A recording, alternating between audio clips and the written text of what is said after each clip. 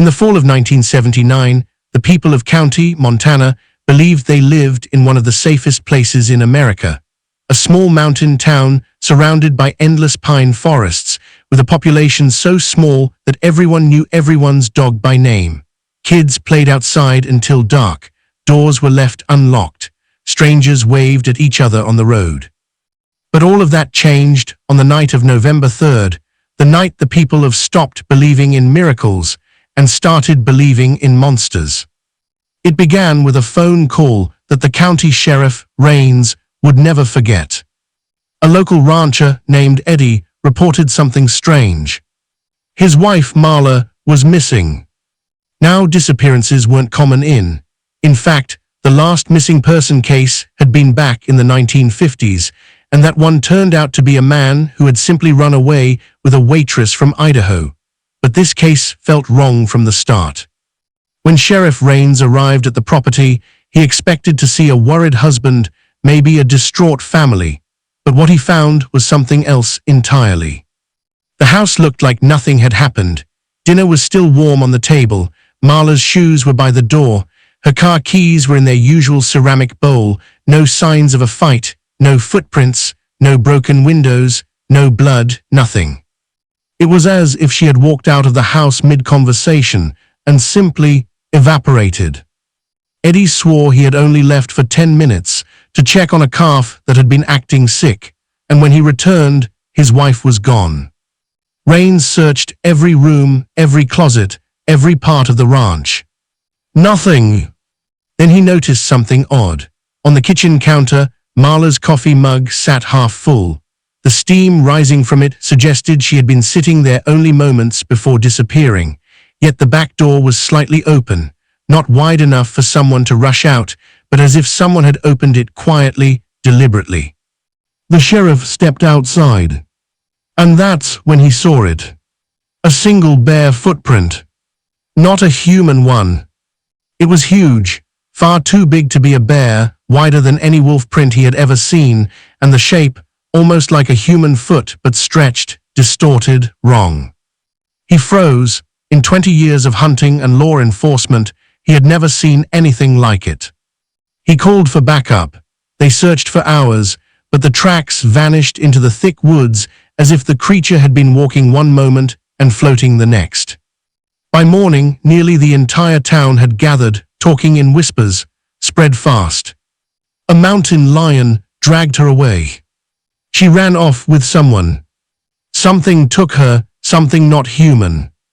The sheriff didn't like any of those theories, especially the last one. Because 2 days later, something else happened. A school bus driver found something at the edge of the forest. Marla's gold necklace, a gift from Eddie, hanging on a broken tree branch nearly 9 feet off the ground. No human could have placed it there without climbing. No animal would bother. That was when panic began to spread. People started locking their doors at night. Parents stopped letting their kids walk to school. Hunters refused to go into the woods alone. But County wasn't done. This was only the beginning. 1 week after Marla's disappearance, the second case occurred. A 15-year-old boy named vanished while riding his bike home from band practice. His bike was found lying in the middle of the road, still spinning, tire tracks skidding, as if he had braked suddenly. Beside the bike was the same chilling sight. Another giant footprint. When Sheriff Raines examined bike, he found deep dents in the metal frame, almost like finger marks, as if something with tremendous strength had grabbed the bike and crushed it. The FBI was called. Agents arrived, looking clean, sharp, confident, but when they saw the footprint, their expressions changed. They whispered among themselves. They photographed the print repeatedly. Something about it made them uneasy. Later that night, Raines overheard one agent mutter. Another one, same pattern. Another one, where's how many? But the FBI didn't share details. Instead, they sealed off areas of the forest and took control of the investigation. That didn't sit well with the townspeople, nor with Sheriff Raines. Because while the FBI searched with high-tech gear, Rains found something they missed or chose to ignore. A trail of shredded bark leading deeper into the forest. Claw marks, deep, unnatural claw marks. Some more than 12 feet high on the trees. Whatever was moving through those woods wasn't an animal had ever known. The third disappearance took place 5 days later, this time in broad daylight. An elderly woman named Beatrice Holt was sitting on her porch knitting. Her neighbor across the street waved at her around 2 p.m. At 2:10 p.m., Beatrice was gone. Her rocking chair was still rocking. Her knitting needles lay on the floor. Her porch railing had been crushed inward, as if something enormous had stepped onto it. The FBI tried to keep that one quiet, but towns don't keep secrets for long. Fear turned into anger. Anger turned into blame. People whispered that the sheriff wasn't doing enough. Others said Eddie had something to do with it. Some even suggested reviving old local legends, the ones old miners used to tell about mountain spirits and silent giants that lived in the forests up north.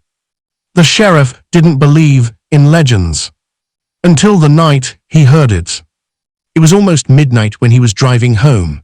The forest beside him looked still, silent. Then, from somewhere deep in the trees, a sound echoed, a low, resonant roar unlike any animal he knew. Not a bear, not a mountain lion, not anything he had ever heard in Montana. It was deep. It was shaking. It was almost mournful. He hit the brakes, heart pounding. The sound came again, closer this time. Then branches began snapping, large branches, like someone dragging massive weight between the pines. Suddenly, a shadow moved between the trees. Huge, tall, taller than any man. Shoulders as wide as a door. Eyes glowing faintly in the darkness.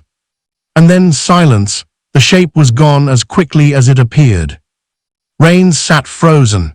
Every instinct in his body screamed that he had just seen the reason people were dying. The next morning, the FBI pulled out.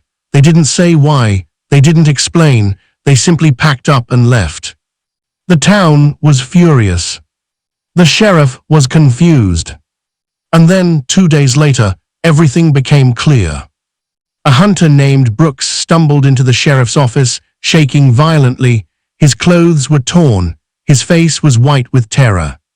He said he had seen the creature up close.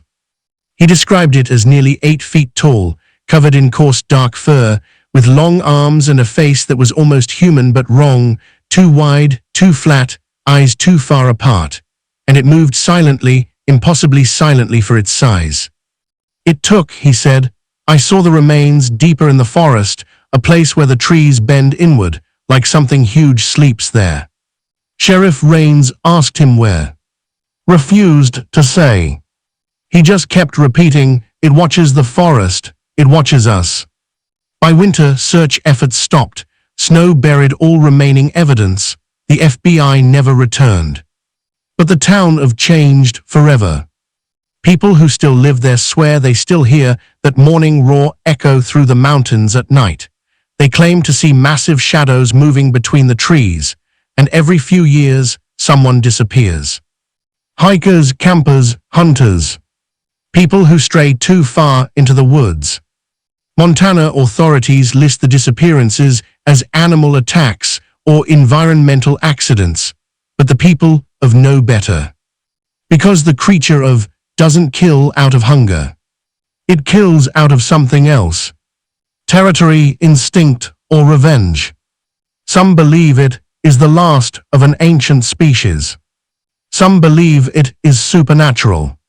Some believe the FBI knows exactly what it is and why they left. But Sheriff Rains said it best in his final interview years later.